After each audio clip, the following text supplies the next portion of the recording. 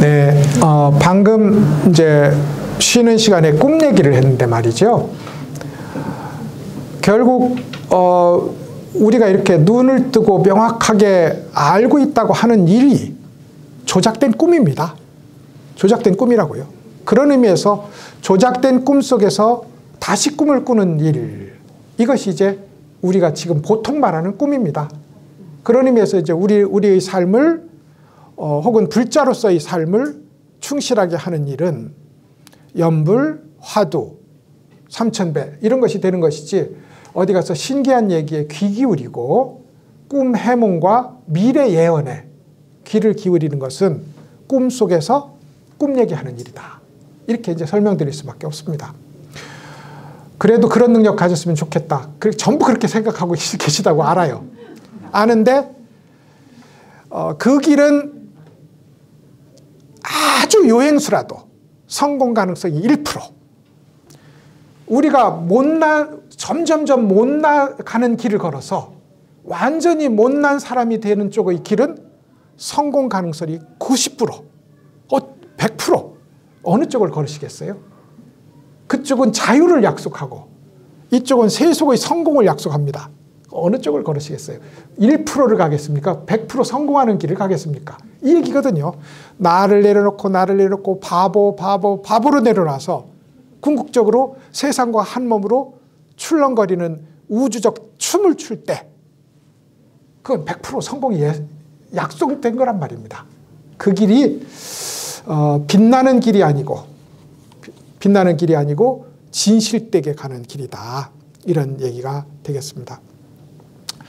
아까 앞에서 봤던 굉장히 감동적이고 성철 스님이 경도해 마지 않았던 중봉 스님의 경우에는 지금 제가 말씀드린 이거 빼어난 능력을 갖추기를 바라고 뛰어난 말재주를 갖기를 바라고 과거 깨달은 사람들의 경계를 설명하는 일에 온 힘을 기울이는 사람은 겉으로 보면 호랑이 같지만 속으로는 개다. 이걸 한문으로 화호유구입니다. 호랑이를 그리려다가 잘못 그려서 개 그림을 그린다. 또 하나 비유가 아주 절묘한 비유를 했어요. 중봉 스님이 시도 잘 썼거든요. 붓글씨도 잘 썼어요. 근데 하나의 절묘한 비유가 있습니다. 자기가 아직 준비도 안 됐는데, 하늘을 날 준비도 안 됐는데 옆구리에 구멍을 뚫어서 날개를 달아놓고 하늘을 날려고 하는 일과 같다. 소위 이목고를 하지 않고 도인이 되고자 노력하는 일은 그렇게 위험할 뿐더러 스스로를 해치는 일이다. 이런 얘기를 이제 하고 있습니다. 그런 의미에서 우리가 불법에 대해서 혹은 조사님들, 부처님의 설법에 대해서 굉장히 뛰어나고 귀가 솔깃한 얘기는 중봉 스님이 말하는 호랑이 그리려다가 개 그리는 일이고, 멀쩡한 어깨에 구멍을 뚫어서 날개를 달아서 하늘을 날려고 하는 일과 같다. 우리는 두 다리가 있으니 땅에 있는 사람은 걷는 것이고 하늘에 있는 사람은, 하늘에 있는 존재는 나는 것이지. 이게 얼마나 훌륭한 일인데 땅에 발 딛고 걷는 일을, 이것에서 부처의 지혜를 구해야 되는 것 아니겠느냐, 이런 얘기입니다. 그래서 이제 그 얘기를 명봉 스님이 또 한 적이 있습니다. 13-11 한번 보시죠. 따라 읽어보겠습니다. 도노 점수의 두 길은 모든 성인들이 걸었던 공통된 길이다. 그러므로 모든 성인들이 다 먼저 깨닫고 나서 그 뒤에 수행하였고 모두 수행을 통해서 깨달았다. 이랬어요. 한결같이 먼저 깨달았다 이겁니다. 먼저 깨닫고, 이걸 이제 우리 비유로 치자면 고심정사 불교대학의 강의실에 불이 꺼져 있다. 들어와서 잠깐 전기 스위치를 딸깍 켜서 책상도 있고 부처님 불상도 있고 그리고 딱 껐다. 그럼 이 방을 안다고 하겠느냐 모른다고 하겠느냐. 이걸 깨달음이라고 하자. 그러면 이 깨달음의 기초에서 점점점 이 지형에 익숙해져 가는 것이 익숙해져 가는 것이 그것이 점수이고 그 점수를 통해서 완전히 여기를 장악하면 그게 깨달음이다. 이겁니다. 근데 성철 스님은 그런 게 어딨어. 불 켜면 다 보는 거고 불 꺼지면 아까 봤어도 또 가서 여기 부딪히고 저기 부딪히는 거지. 그겁니다. 분명히 이 사건은 만만한 사건은 아니에요. 딸까닥 불 켜보는 사건은 있어요. 있어요. 근데 여기에 호소해서 이것에 기대서 이걸 기억에 넣어서 더듬거리는 길을 걷지 말자. 다시 불 켜고 완전하게 불 켜는 길을 걷자. 완전하게 불 켜는 길이 뭐냐면 무심이다 이거예요. 미먹고를 통해서 거듭거듭 무심의 자리에 접속을 해서 완전한 무심을 구현하는 자리에 나아가면 그게 완전히 불 켜는 일이다. 그렇지 않고 내가 한번 봤다. 그것을 통해서 점점 익숙해져 가는 길은 봐도 끝까지 봐도 명확해지지 않는다. 이런 얘기가 이제 성철 스님의 주장이 되겠습니다. 근데 이제 보조 스님은 수심결에서 그리고 규봉 스님은 도서와 사자 상습도라는 두 권의 책에서 한결같이 도노 점수론, 해오 점수론을 이렇게 주장하고 있습니다. 그러면서 이제 일종의 이것이 달마로부터 내려온 선종의 정통 중의 정통이다. 이 기준을 먼저 세워놓고 당시에 있었던 참선하는 그룹들을 한번 분석을 해요. 규봉 스님이 분석을 해서는 남쪽의 마조 스님이 주도하는 홍주종의 참선법이 있었어요.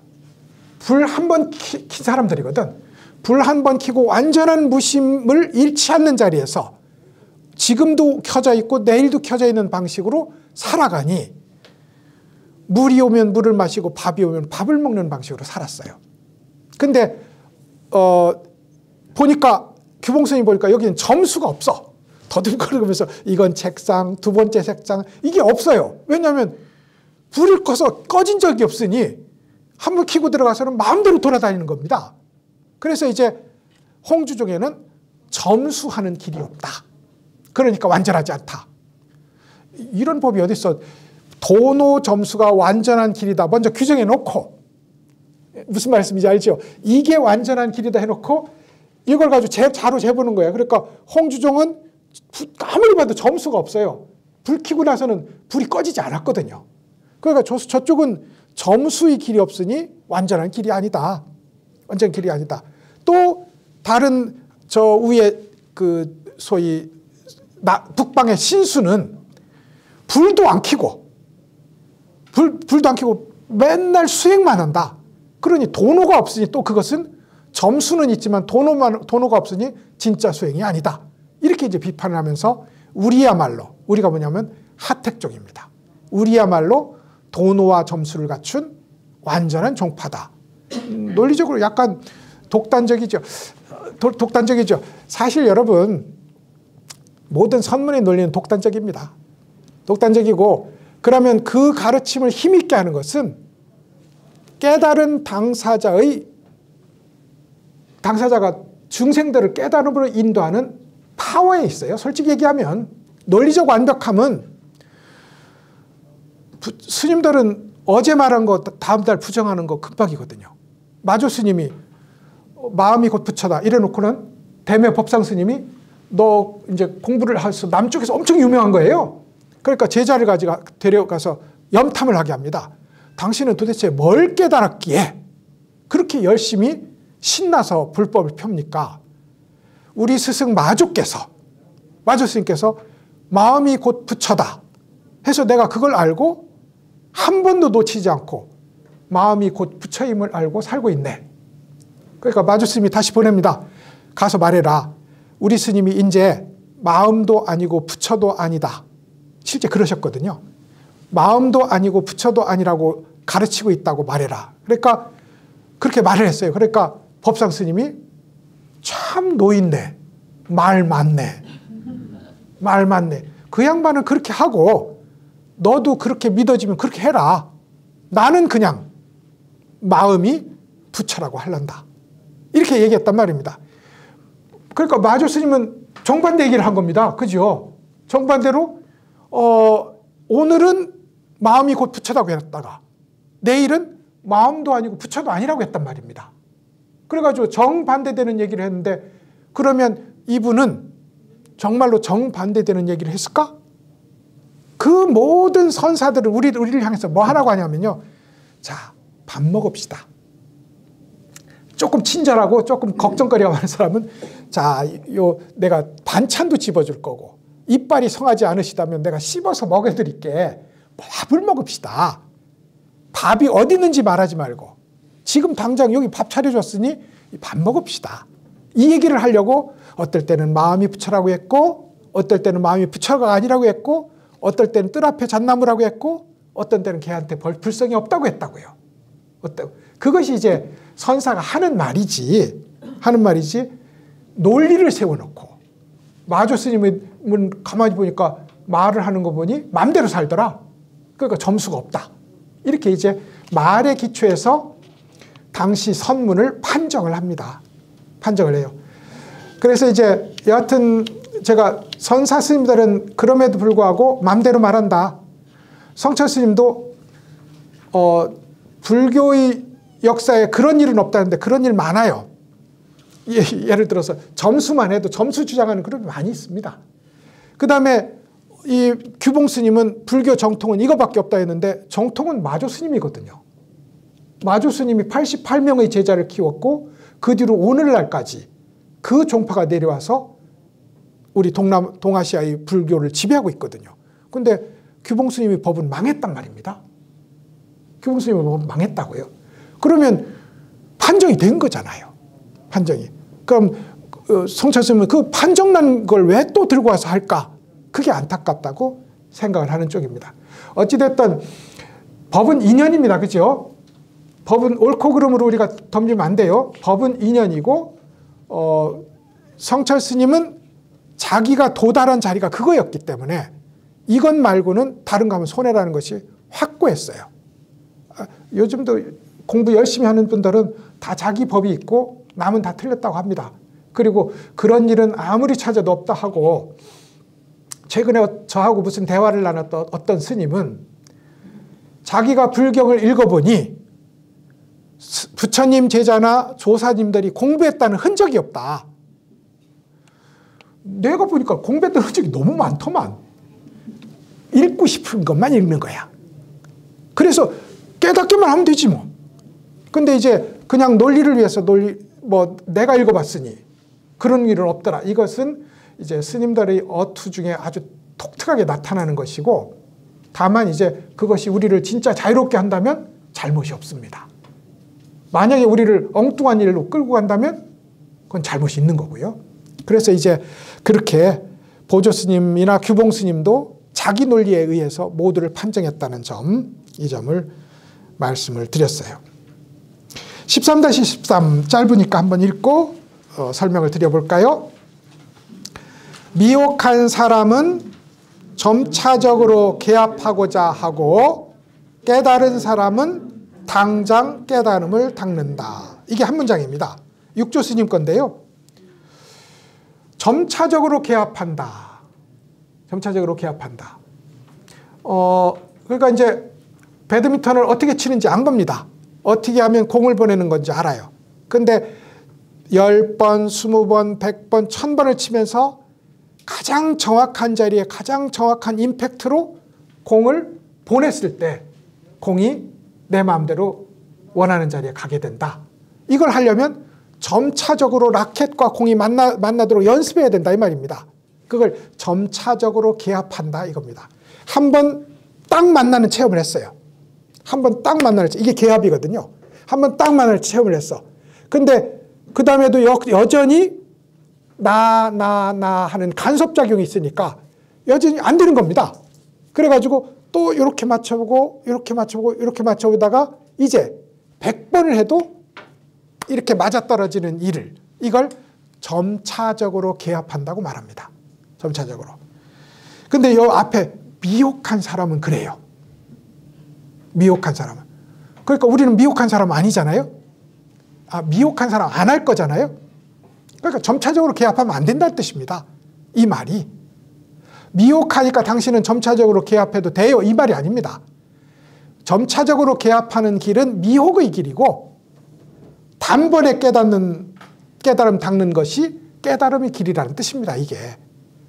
그래서 깨달은 사람은 당장 깨닫고 미혹한 사람은 조금씩 맞춰가고 그래서 둘 다 성립한다. 이렇게 읽어서는 안 되는 구절이라고 저는 보는 거죠. 선문에서는 점차적으로 만나가면 선이 성립하지 않습니다. 선은 우리는 점차적으로 만나가는 길을 걷지 않겠다는 선언이 선이에요. 선언이. 그러니까 그래서 돈문이거든요. 육조 스님도 이렇게 명확하게 점차적으로 만나가는 길은 미혹한 사람이 하는 일이고 단번에 눈 뜨는 일은 깨닫는 사람, 훌륭한 사람이 하는 일이다. 어느 길 걸을 때 그럼 당연히 단번에 만나는. 그럼 지금 안 되는데요. 지금 안 되는지 되는지 어떻게 합니까? 지금 안 되는지 되는지 몰라요. 우리는 뭐 하는 거라고요? 먹기만 하면 된다니까. 제가 예전에 자주 비유를 들었던 건데 나무를 파먹는 벌레가 있어요. 근데 이 벌레는 한 입만 먹습니다. 매번 한 입만 사각사각 먹었는데 결과는 큰 나무에 용이 새겨져 있어. 무슨 말인지 알죠? 그렇게 한 입 먹고 한 입 먹고 한 입 먹고 났더니 결과는 어마어마한 하늘이 내놓은 작품인 용 그림이 그려져 있다. 이 말입니다. 그러니까 우리 수행자는 이렇게 매번 그 순간의 깨달음만 한 입 콱 먹을 뿐이라고요. 완전하게 깨달은 문제는 그러니까 우리가 그 한 입을 먹었는데 왜 안 깨달아지지? 안 깨달았는지 모른다니까요. 실제로 그런 의미에서 이제 전문은 설명하기를 이때는 요만큼밖에 몰랐고 한 30% 먹으니까 요만큼 배불렀고 10숟가락 먹으니까 요만큼 배불렀고 이렇게 설명을 하기에는 지금 그 상황이 좋아요. 근데 그게 우리한테 무슨 도움이 되냐고. 우리 배고픈 우리한테요. 그런 의미에서 당장 밥 먹는 일, 이걸 얘기하려고 모든 참선이 법문을 하고 있다 이겁니다. 그 다음 구절 읽어보시죠. 지금 당장 깨닫고 지금 당장 닦는 것이므로 점차적 단계가 없다 이 말입니다. 자성이 어디 있을까? 자성이 우리가 만약에 우리 내부에 어딘가에 다이아몬드처럼 빛나는 자성이 따로 있다면 당연히 이건 전문입니다. 당연히 점차적으로 가야 돼요. 그런데 자성은 분명히 존재하지만 따로 있지 않아요. 따로 있지 않아. 그럼 어디에 있느냐?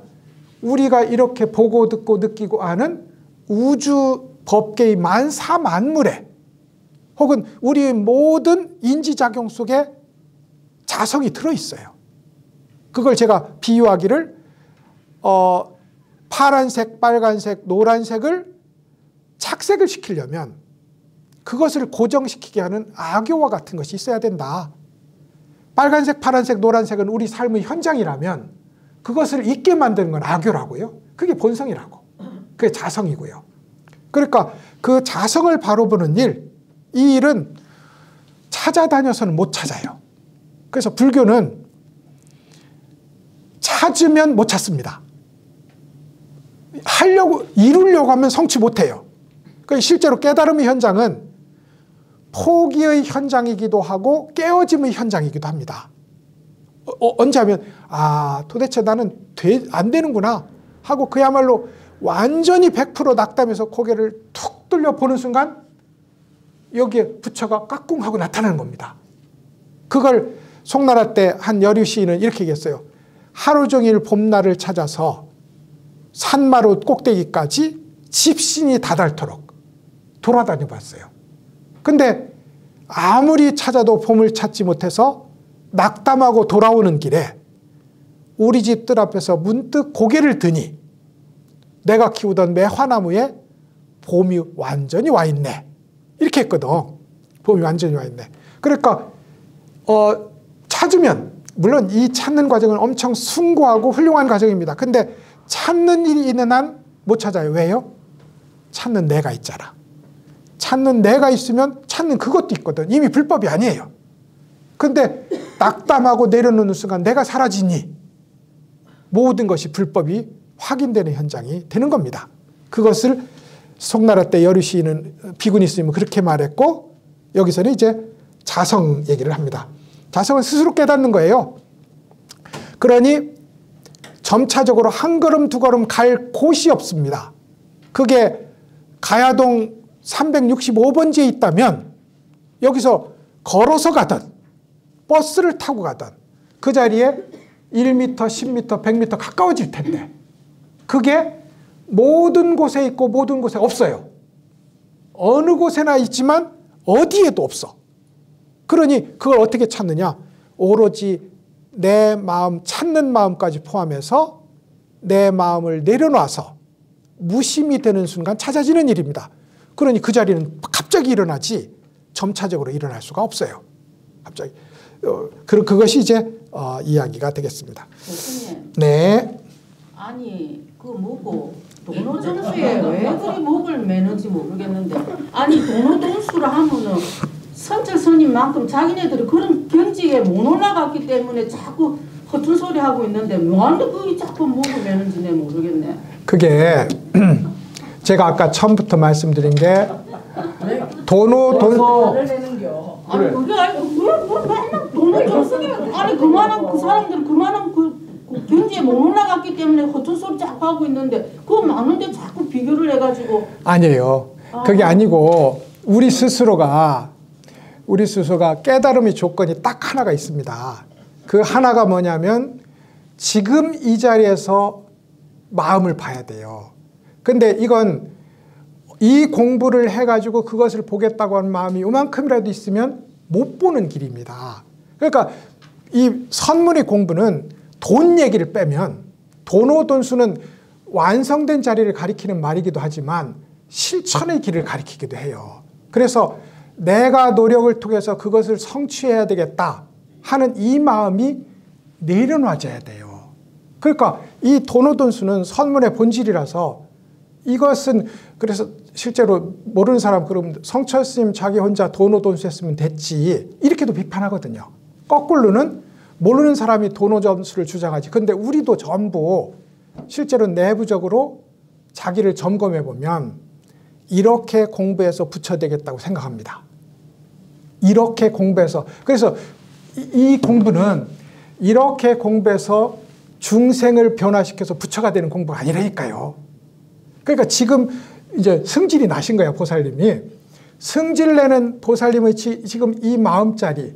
그래서 제가 눈 보여주세요 하면 교수님 볼펜 들고 있네. 그럼 보살님 마음 보여주세요 하니 승질을 버럭 내면 되는 겁니다. 그죠? 그 자리 말고는 갈 곳이 없다니까요. 그 자리 말고는 참선 수행이 갈 곳이 없어. 그러니까 우리가 열심히 노력해서 도달한다는 이 생각이 열심히 공부하는 건 미덕이지만 열심히 공부해서 어느 지점에 도달한다는 이 생각을 내려놓으려면 돈을 자꾸 말해야 돼. 돈을. 그래서 그런 겁니다. 뭐가 뭔지 모르겠어. 예, 그러니까 답은 간단합니다. 아무리 시행착오를 거쳐도 관세음보살을 하실 거면 관세음보살을, 이목고를 하실 거면 이목고를, 그 실제 하는 일을 매번 들고 있어야 돼요. 지금 이 자리에서도.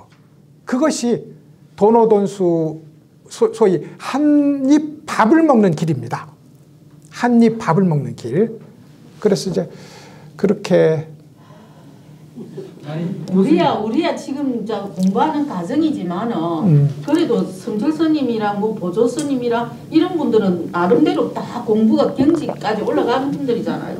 그런데 그것도 이제 우리 큰 스님께서는 더 그 완벽에 가깝게 가셨으면 그게 뭐 따르는 거지 뭘 자꾸 그래. 도노 점수를 막 설명해 보시죠. 아니 근데요. 아니 회장님 근데 제가 어떤 책에서 보니까 성철 스님이 이렇게 주장을 하는 이유 중에 하나가 어떤 책에서 읽었는데요. 이제 불교가 여러 가지 이제 뭐 기독교 우리나라에 이제 많이 들어오서 하니까 이제 불교를 조금 이렇게 자기 이렇게 외래 사상을 좀 이렇게 그게 대응하기도 하고 좀 강력한 임팩트를 주기 위해서 이제 원래 그거는 이제 뭐 종교에서는 정리된 사항인데 그런 부분을 조금 이렇게 강조하기 위해서 조금 이렇게 학문적인 그런 부분을 이렇게 하기 위해서 그 선교사님이 이렇게 말씀을 그런 쪽으로 좀 강하게 했다 그런 해석을 하시는 분도 계시더라고요. 왜냐하면 회장님 말씀은 다 정리가 된 건데 역사자 아까 교수님 말씀대로 어느 정도 이게 마조스님의 그 밑에 그 어떤 그 스타일들이 검증이 다 되는데 그런 얘기도 하시는 걸로 들었어요. 예. 너무 화내지 마시고. 아니 제가 성철스님도 이렇게 길게 도노 점수를 얘기하고 저도 이렇게 거듭거듭 말을 하는 이유가 뭐냐면 지금 예를 들어 이제 성철스님이 옳다 그러다 이 문제로 여기를 접근하면 안 된다. 성철스님은 옳고 성철스님과 다른 얘기를 한 사람은 그르다는 방식으로 이 공부를 해서는 안 된다는 겁니다. 그게 아니고 지금 이 도노가 가리키는 지점은 지금 목마른 사람 지금 당장 물 마시는 일만이 의미 있다는 얘기이고 배고픈 사람 지금 당장 밥 먹는 일이 의미 있다는 것이고 그렇게 하려면 소위 점차적으로 걸음을 걸어서 도달하는 지점을 지워야 돼요. 그 도달하는 지점이 있으면 거기까지 가려고 그게 과정이 되잖아요. 과정이 세워지면 이 공부는 득이 없다니까요. 그래서 이제 돈수가 왜 성철스님의 생명선과도 같은 일이냐면 첫째로는 우리나라 불교가 이조 시기 500년을 거치는 동안에 사실은 사회적 에너지가 그쪽으로 집중되지 못했습니다. 그러니까 불교가 명맥을 유지하기는 했지만 고려시대나 신라대처럼 그렇게 사회적 에너지가 집중되어서 고급, 이것도 어차피 정신활동이니까 고급이잖아요. 그러니까 소위 고급 정신세계를 구성하는데 이조시대 때는 쉽게 말하자면 이 선불교가 이야기하는 깨달음의 경계에 특출하게 도달한 사람이 거의 없었어요. 침체됐었다고. 그랬다가 이제 일제시대를 만나면서 우리 불교가 갖고 있었던 그나마의 정체성까지 사라지고 외색불교로 도배됐단 말입니다. 도배돼서 그리고 이제 현상적으로는 그게 대처불교이기도 했었어요. 그럼 이제 성철스님은 이게 분명히 아까 말씀하신 것처럼 기독교라는 외래 종교에 비해서도 도대체 비교할 수 없이 뛰어난 종교인데 그러기 위해서는 성철스님은 선승이니까 선불교가 갖고 있는 그야말로 압도적으로 뛰어난 부분을 강조해서 보여줘야 되겠다. 그거는 기독교와 비교해서도 그럴 뿐더러 불교 내부에서도 교회에 비해서 선이 얼마나 효과적이고 빠른 길인지 그러려면 참선하는 사람들 내부에 있어서 부처라는 저 훌륭한 자리를 한 걸음 한 걸음 걸어서 점차적으로 도달한다는 이 생각이 공부길에 많은 장애가 된다. 그런 의미에서 이제 도노점수론을 그렇게 많이 얘기한 겁니다. 그러니까 지금도 보살님처럼 공부하는 사람은 그냥 이먹고 하라니 이먹고 하겠습니다. 이렇게 하면 돼요. 근데 실제로 이 논의는 누가 주관하겠습니까? 저도 여기서 교수인데 여기서 앉아서 있으니 교수들이 이 얘기를 제일 많이 한다고요.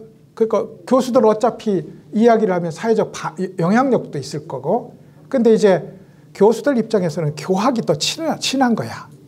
그러니 도노 점수론이 훨씬 더 주류를 이루게 되고 선방에 있는 분들은 보살님처럼 그 얘기 하려 치면 깨닫고 나서 합시다. 그 얘기를 왜 자꾸 합니까? 이렇게 되는 거지. 이렇게 되는 거지. 그게 지금의 현상이다. 그런데 우리는 그래서 제가 그랬잖아요. 이 공부는 스스로 화두를 들고 있지 않다면 이 공부가 갈수록 어려워질 거다. 알만 했는데 또 돌아가면 이해가 안 돼. 근데 공부하면 명확한 거든요. 화두를 들고 있으면.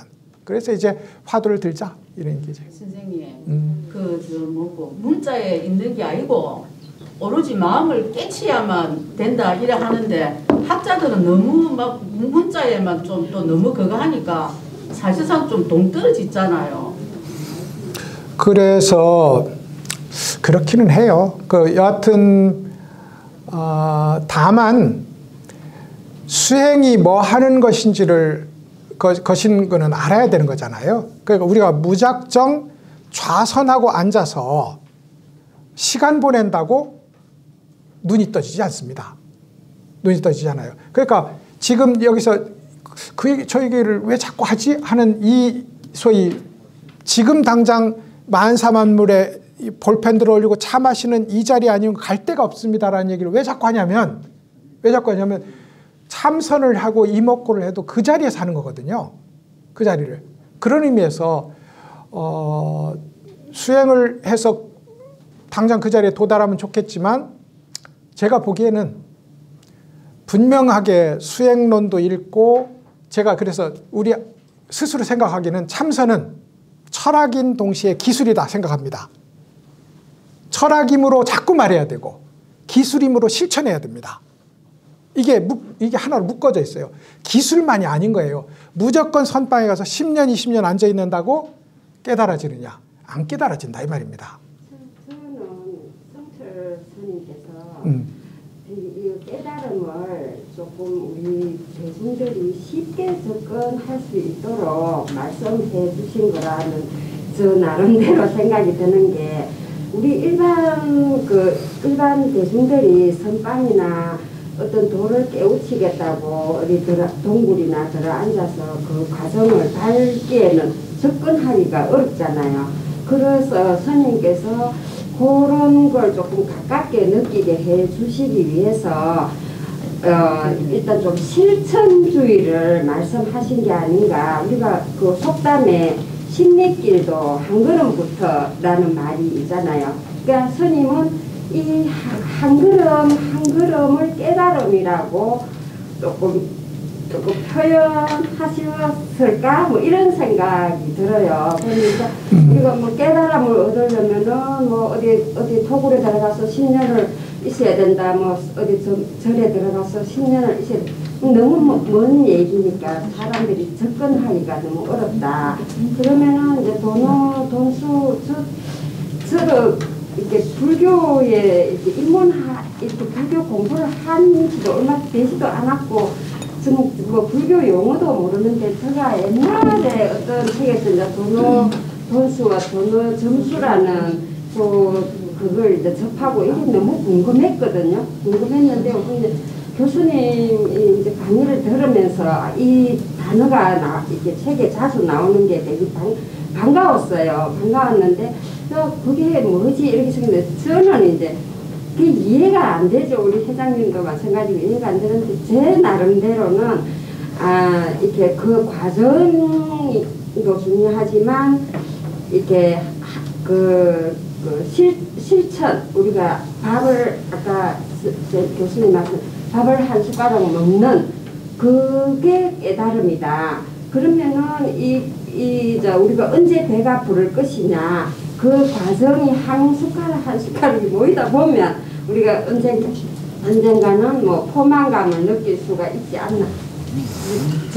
저는 이제 제 짧은 생각으로 우선 이 성철 스님 이 선문 정론은 이제 말씀하신 것처럼 일반 참선에 관심을 갖고 있는 일반 사람들도 기본적으로 어떤 것을 어떻게 닦는지에 대한 ABC를 보여주기 위해서 저술된 것은 확실합니다. 그러니까 이제 이런 책이 만약에 없었다면 제가 말씀드렸듯이 그냥 선방에 10년, 20년 앉아있는다고 깨달아지는 건 아니거든요. 그런 의미에서 이제 깨달음의 목적, 깨달음의 현장, 깨달음의 현상, 깨닫는 방법 이런 것들을 객관적인 논술 방식으로 이제 저술한 것이 선문정로다. 이건 이제 맞게 됩니다. 근데 제일 중요한 것은 백일법문이든 선문정로든 우리 스스로 이걸 머리로 듣고 이해하려면 분명한 한계가 있어요. 그러니까 왜냐하면 이건 이해하고 알아차리는 일을 내려놓는 길을 걸으라는 건데, 그걸 이해하는 길을 가지고 전부 알려고 하면 이제 그건 곤란하다는 거죠. 그런 의미에서 이제 자꾸 들을수록 더 몰라지는 이제 그런 문제가 참선의 담론에는 있습니다. 교수님, 도노돈수라는 거는 스님께서 그동안에 매 수행을 열심히 해가지고 궁극적으로 가신 거지, 이제 도노돈수가 된 거지. 저 도노점수라는 거는 뭐고 그거 뭐고 수행이 없이 막 갑자기 도노돈수가 된 게 아니잖아요. 그렇기 때문에 점차적으로 공부를 열심히 해가지고 도노돈수로 간 거지. 그러니까 그때부터는 이제 계속 도노돈수로 가는 거지. 이거는 도노점수는 어쩌다가 조금 바짝 봤던 그게 매달려 가지고 자꾸 점차적으로 간다. 그건 아직 완성이 안 된 거잖아요. 그런데 제가 처음부터 이 공부를 할 때 우리 자세에 대해서 한번 이야기를 하기를, 성철 스님이 도노돈수를 말했으니 도노돈수는 옳고 다른 분이 도노점수를 말했으니 도노점수는 틀렸다고 판정적으로 이 공부를 하면 우리한테 득이 없다. 근데 왜 제가 이렇게 이 돈점 얘기를 계속 하느냐면 이게 구조적으로 우리 속에 내재해 있어요. 누가 주장해서 도노점수가 저쪽 편에 있고 도노돈수가 이쪽 편에 있지 않습니다. 수행에 임하는 우리 속에 점수적 자세가 있고요. 도노돈수적 자세가 있다고. 이게 매번 갈등합니다. 잠깐 놓치면 또 저기 어디 밖에 부처라는 존재를 설정해 놓고 그 존재를 향해서 걸어가려고 합니다. 지금 당장 부처를 보는 일을 멈추고요. 심지어 그러다가 아무리 해도 안 되니 착한 일 쌓고 보살행을 닦아서 다음번에 다음 생에 공부 잘하는 사람으로 태어나겠다는, 저는 이게 제일 나쁜 생각이라고 하는데 그런 생각도 하게 됩니다. 그래서 이제 실제로는 도노돈수나 도노점수는 우리 속에 있어요. 우리 속에 있어서 자꾸 깨달음을 설명하고 싶고 깨달음의 세계를, 닦음의 세계를 머리로 이해하려고 하게 됩니다. 그런데 제가 도노돈수의 기본적 관점은 한 숟가락 밥을 지금 먹는 겁니다라고 했잖아요. 그것도 우리 속에 매번 결단 내려져야 돼요. 결단 내려져요. 이건 말하자면 마음을 잠깐 내려놓으면 점수론에 떨어지게 돼 있어요. 그래서 우리는 매번 칼날 위에 스스로 몸을 올려놓고 떨어지지 않도록, 중도의 양옆으로 떨어지지 않도록 중도의 길을 걸어가는 이 실천을 매 순간 해야 되거든요. 이게 돈점을 이야기할 때 우리한테 굉장히 필요한 자세라서 성철 스님이 이렇게 자세하게 얘기했고 이렇게 얘기하는 거지, 도노점수를 말한 그룹은 틀렸다 이렇게 우리는 접근하지 말자는 겁니다. 이거는 우리 속에 있어요. 우리 속에. 그래서 우리가 유치해도 이제 이걸로 끝내도 되겠군요. 우리가 믿음의 단계에 있는 사람도 있고 이해의 단계에 있는 사람도 있고 실천의 단계에 있는 사람도 있고 혹은 깨달음을 점검하는 단계에 있는 사람도 있을 거라고요. 근데 그 어떤 단계에도 도노돈수는 통합니다. 성철 스님은 특히나 완성이 된 자리만 가리켜서 도노돈수라고 했지만 그 모든 자리에 도노돈수적 태도는 필요하다고요. 그래서 이 얘기가 이렇게 길어졌다. 이렇게 얘기를 이해하시면 될 것 같으네. 하여간 어려워서 승부질 하신 거죠. 너무 얘기 하내지 말고 자기나 따졌어. 그게 아니고 너무 도노점수 너무 이야기 안 하고 그래. 그좀 먹고 자꾸 시시비비를 가리사니까 내가 너무 부지그라고. 저도 그래서 어디서 도노점수 돈점 논쟁에 대해서 글을 써달라고 어디서 청탁이 왔을 때 못한다 했어요. 잘하셨어요. 근데 이제 제가 말하자면 우리의 이 공부를 함께하는 이 현장이 실제로 밥을 먹는 현장이 되었으면 하는 이제 바람이 있다 보니까 성철 스님도 늘 그랬고, 이것이 깨달음을 이야기하는 것이 아니라 깨달음을 지금 당장 실천하는 현장이 되었으면 좋겠다는 생각을 하니까 성철 스님의 이야기를 이렇게 이제 말할 수밖에 없는 겁니다. 돈점 얘기는 원래 그래요. 원래 힘든 겁니다. 그러고 당장 실천하고 월요일날 참선하러 어디서?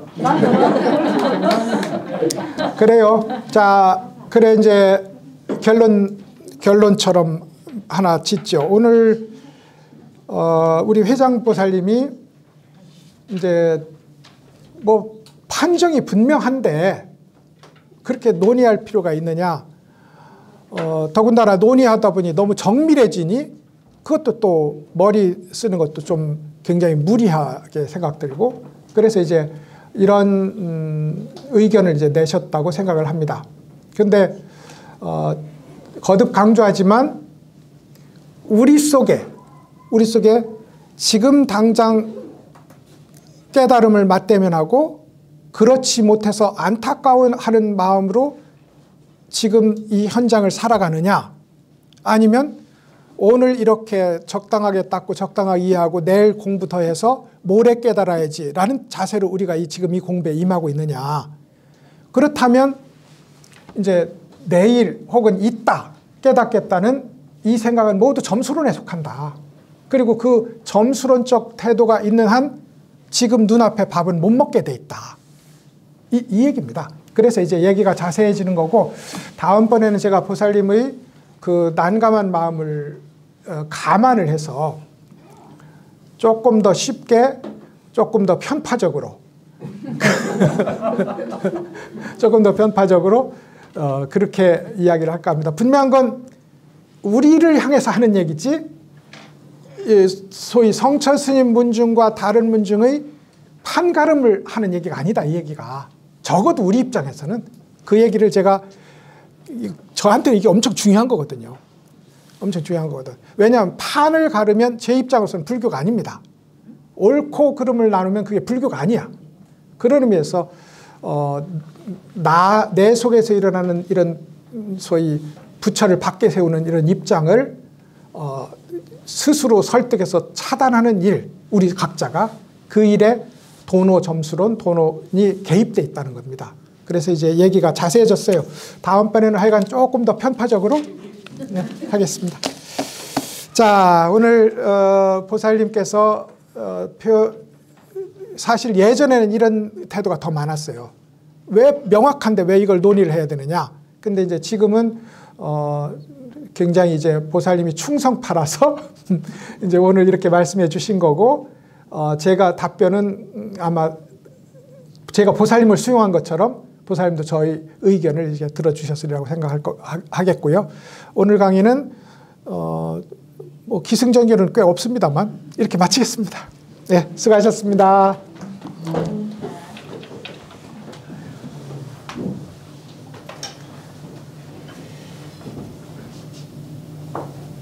교수님께 합장일배 올리겠습니다. 감사합니다. 수고하셨습니다.